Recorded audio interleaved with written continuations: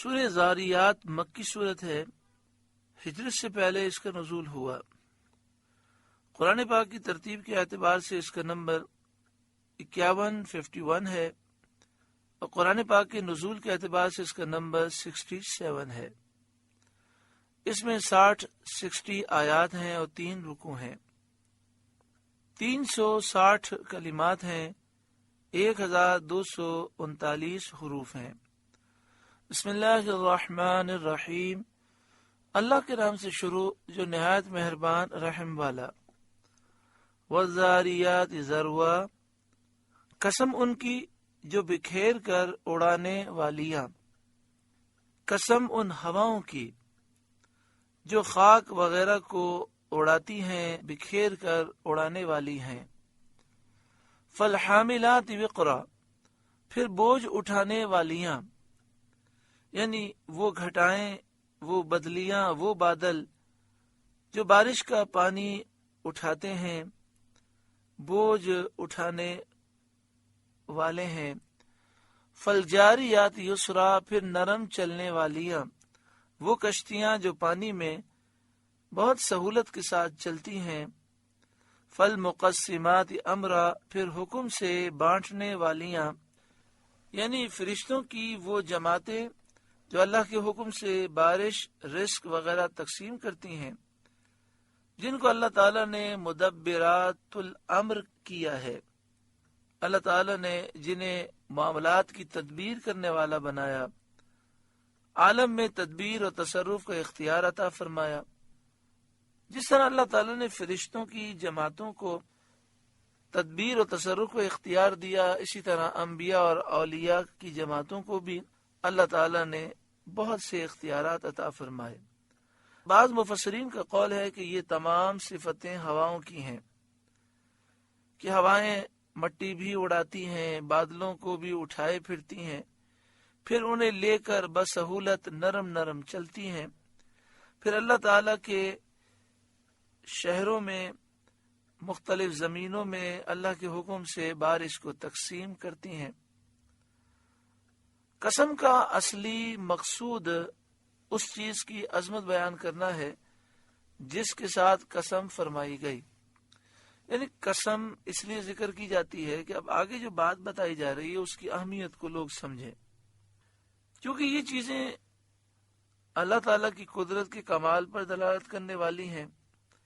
ارباب دانش کو موقع دیا جاتا ہے کہ وہ ان میں نظر کر کے بعث و جزا پر استدلال کریں، یعنی غور و فکر کریں کہ مرنا ہے، مرنے کے بعد دوبارہ اٹھنا ہے، ثواب اور سزا ملنی ہے، کہ جو قادر برحق ایسے امور عجیبہ پر قدرت رکھتا ہے، وہ اپنی پیدا کی ہوئی چیزوں کو فنا کرنے کے بعد دوبارہ ہستی، زندگی عطا فرمانے پر بے شک قادر ہے۔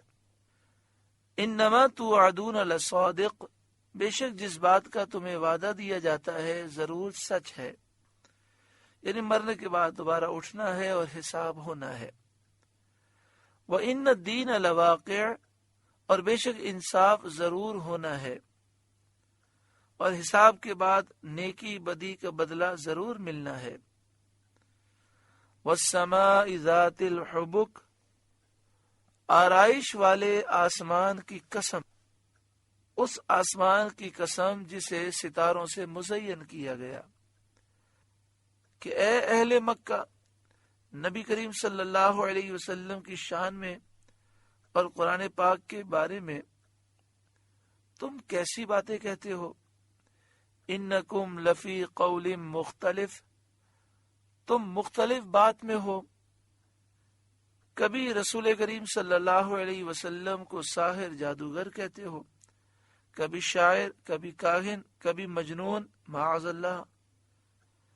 اسی طرح قرآن کریم کو کبھی سحر، جادو بتاتے ہو، کبھی شعر، کبھی کہانت، کبھی اگلوں کی داستانیں۔ یؤفک عنہ من افک، اس قرآن سے وہی اوندھا کیا جاتا ہے جس کی قسمت ہی میں اوندھایا جانا ہو، اور جو محروم ازلی ہے اس سعادت سے محروم رہتا ہے اور بہکانے والوں کے بہکائے میں آتا ہے۔ یعنی جس کے نصیب میں بدبختی لکھی ہے وہی بہکتا ہے۔ سید عالم صلی اللہ علیہ وسلم کے زمانے کے کفار جب کسی کو دیکھتے کہ ایمان لانے کا ارادہ کرتا ہے تو اس سے نبی کریم صلی اللہ علیہ وآلہ وسلم کی نسبت کہتے کہ ان کے پاس کیوں جاتا ہے، وہ تو شاعر ہیں، ساحر جادوگر ہیں، کاذب جھوٹے ہیں، معاذ اللہ ثم معاذ اللہ۔ اور اسی طرح قرآن پاک کو کہتے کہ وہ شعر ہے، سحر ہے، جادو ہے، کذب ہے، جھوٹ ہے، معاذ اللہ تعالی ثم معاذ اللہ۔ قتل الخراسون، مارے جائیں دل سے تراشنے والے، جن لوگوں نے اپنے دل سے من گھڑت باتیں تراشی ہیں وہ ہلاک و برباد ہوں۔ الذین هم فی غمرۃ ساہون، جو نشے میں بھولے ہوئے ہیں، یعنی نشہ جہالت میں آخرت کو بھولے ہوئے ہیں۔ یسألون ایان یوم الدین، پوچھتے ہیں انصاف کا دن کب ہوگا۔ یعنی نبی کریم صلی اللہ علیہ وآلہ وسلم سے تمسخر اور تکذیب کے طور پر مذاق اڑانے کے لیے پوچھتے ہیں کہ قیامت کا دن کب ہوگا۔ ان کے جواب میں فرمایا جاتا ہے یوم ہم علی النار یفتنون، اس دن ہوگا جس دن وہ آگ پر تپائے جائیں گے اور انہیں عذاب دیا جائے گا۔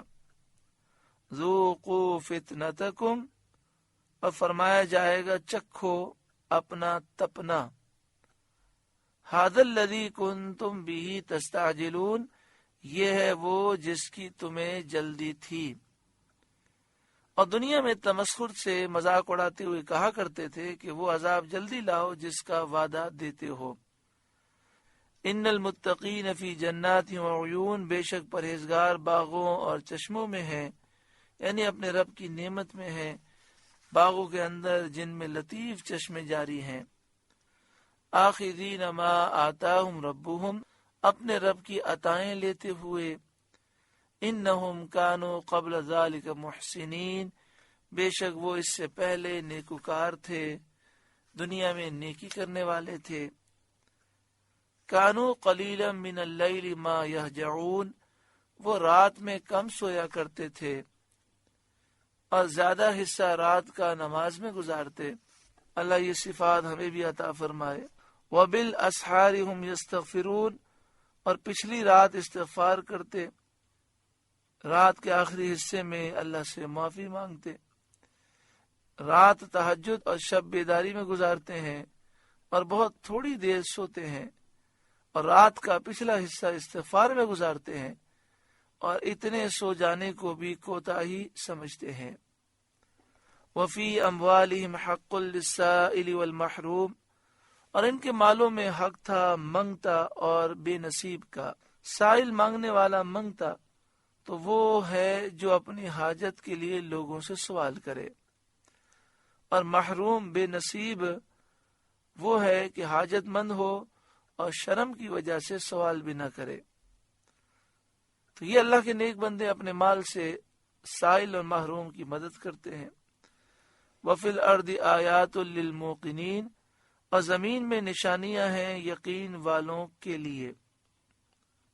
زمین میں ایسی نشانیاں ہیں جس سے اللہ کی وحدانیت معلوم ہوتی ہے، اللہ کی قدرت اور حکمت معلوم ہوتی ہے۔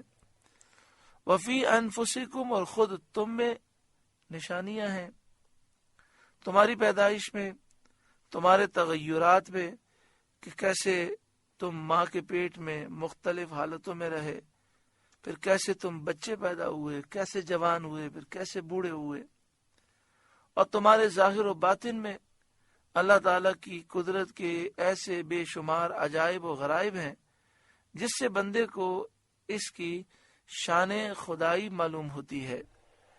افلا تبصرون، تو کیا تمہیں سوچتا نہیں؟ وفی السماء رزقکم وما توعدون، اور آسمان میں تمہارا رزق ہے اور جو تمہیں وعدہ دیا جاتا ہے۔ آسمان میں تمہارا رزق ہے کہ اسی طرف سے بارش کر کے زمین کو پیداوار سے مالا مال کیا جاتا ہے، اور جو وعدہ دیا جاتا ہے وہ آسمان میں ہے، یعنی آخرت کے ثواب اور عذاب کا جو وعدہ دیا جاتا ہے وہ سب آسمان میں لکھا ہوا ہے، لوح محفوظ میں لکھا ہے۔ فَوَرَبِّ السَّمَاءِ وَالْأَرْضِ إِنَّهُ لَحَقٌّ مِثْلَ مَا أَنَّكُمْ تَنطِقُونَ، تو آسمان و زمین کے رب کی قسم، بے شک یہ قرآن حق ہے ویسی ہی زبان میں جو تم بولتے ہو، یعنی تمہاری عربی زبان میں یہ قرآن نازل ہوا اور یہ سچی کتاب ہے۔ سورہ زاریات کا پہلا رکوع مکمل ہوا۔ اللہ تعالیٰ اس رکوع کے نور سے ہمارے قلوب کو روشن اور منور فرمائے۔